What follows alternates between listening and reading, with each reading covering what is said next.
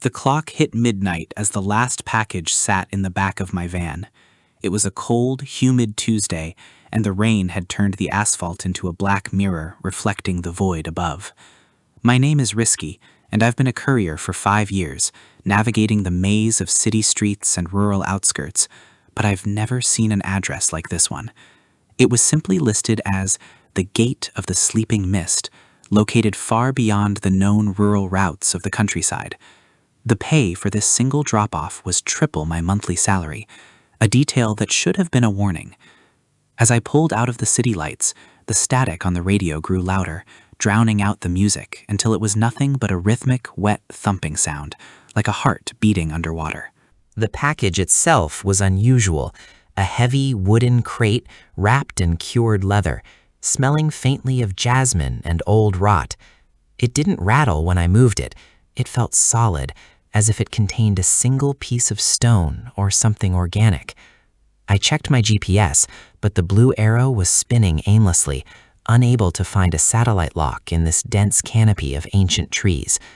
The paved road had long since turned into a narrow dirt track, overgrown with weeds that scraped against the undercarriage of my van like skeletal fingers. I felt a sudden urge to turn back, to forfeit the money and return to the safety of the streetlights. But the road behind me was already swallowed by a fog so thick it looked like a solid wall of white smoke. I drove for what felt like hours, though my watch insisted only 15 minutes had passed. Time was beginning to feel elastic, stretching and thinning in ways I couldn't explain. The trees here were different. Their trunks were twisted into agonizing shapes, and no birds sang in their branches.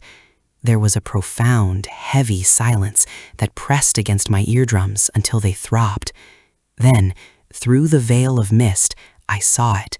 A village, but it wasn't a modern one. The houses were built of dark, weathered timber with high-pitched roofs, reminiscent of an era that should have been buried in history books. There were no power lines, no streetlights, and no signs of life, yet every window was dark and staring, like an empty eye socket. I stepped out of the van, and the air hit me like a physical blow. It was freezing, yet it carried the humid scent of a tropical swamp. My breath didn't fog in the air, it simply vanished. I pulled the crate out, my boots crunching on the gravel, which felt more like crushed bone than stone. I looked around for a house number, but there were only strange symbols carved into the door frames, sigils that seemed to shift and writhe if I looked at them for too long. I noticed shadows moving in the periphery of my vision, dark shapes that darted behind the corners of the houses the moment I turned my head. It felt as if the village itself was breathing, waiting for me to take the next step into its heart. I finally found the house that matched the vague description in my notes. It sat at the very end of the main path, larger than the others, draped in thick black vines that looked like tangled hair. The door was slightly ajar, revealing a sliver of total darkness within. I knocked, the sound echoing unnaturally loud through the silent streets. No one answered, but I heard a faint sound from inside, a wet, dragging noise, followed by the clinking of ceramic. I called out, "Delivery for the Sleeping Mist." My voice sounded small and brittle. Suddenly, a hand, thin, pale, and with fingernails as long as talons, reached out from the darkness and beckoned me to enter. It didn't feel like a request. It felt like a command from something that hadn't seen the sun in centuries. The interior of the house was a labyrinth of rotting wood and silk hangings that moved without a breeze. The smell of incense was overpowering here, sweet and cloying, masking something much fouler underneath. I placed the crate on a low table in what appeared to be a receiving room. As I turned to leave, the door behind me slammed shut with a force that shook the floorboards. I fumbled for my flashlight, the beam cutting through the dark to reveal that the room had changed. The walls were no longer wood. They were covered in thousands of old, yellowed photographs of people, all of them couriers, all of them wearing the same uniform I was wearing, and all of them staring at the camera with expressions of absolute, silent terror. "The cycle requires a witness," it said. I spun around, but there was no one there, only the crate I had just delivered. It was now open. The leather wrapping was torn away, and the lid was discarded on the floor. Inside was not stone or gold, but a collection of mirrors, all angled to face me. In the reflection, I didn't see the room I was standing in.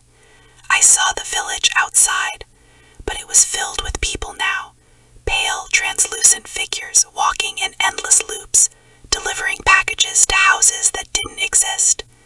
I realized with a jolt of horror that the sleeping mist wasn't a place, but a state of being, and I had just signed the delivery manifest.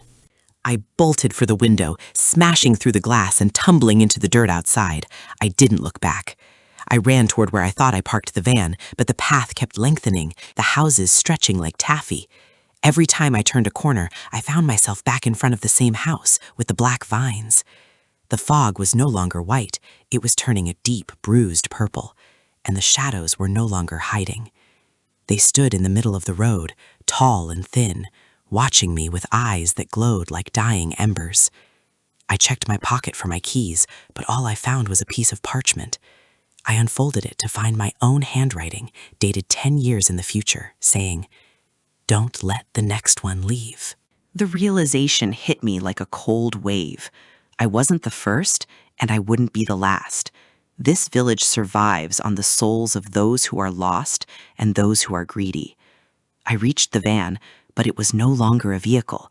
It was a rusted husk, overgrown with the same black vines that choked the houses. The engine was gone, replaced by a hollow space where a heart might fit. I heard the dragging sound again, closer now. Something was coming for the receipt. I had to make a choice.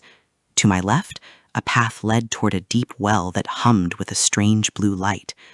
To my right, the forest beckoned, though I knew the trees were watching. Which way would you turn if every direction led back to the beginning? This is where the thread ends for me, or perhaps where it truly begins. The air is getting thinner, and the jasmine scent is becoming a part of my own skin. I can feel the mist entering my lungs, turning my thoughts into silver smoke. If you ever see a delivery request for a place you can't find on a map, if the pay seems too high to be true, and if the address sounds like a poem, ignore it. Delete the app, throw away your phone. Because once you enter the sleeping mist, you aren't just a courier anymore. You are part of the inventory. Don't forget to like and subscribe for more updates from the edge of reality. Tell me in the comments, would you have opened the crate?